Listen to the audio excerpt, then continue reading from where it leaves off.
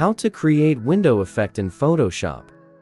To create your window effect, create a custom shape that looks like a window.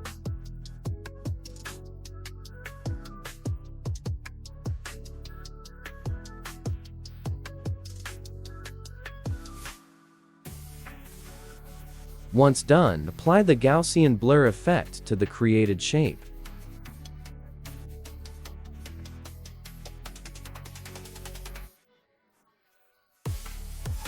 Then using the marquee tool, make a selection of the created shape.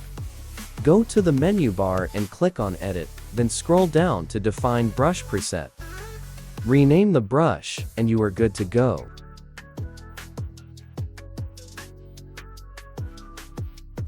Adjust the brush size to fit what you need, and use it to create the window effect. Then change the blending mode to soft light, and reduce the opacity.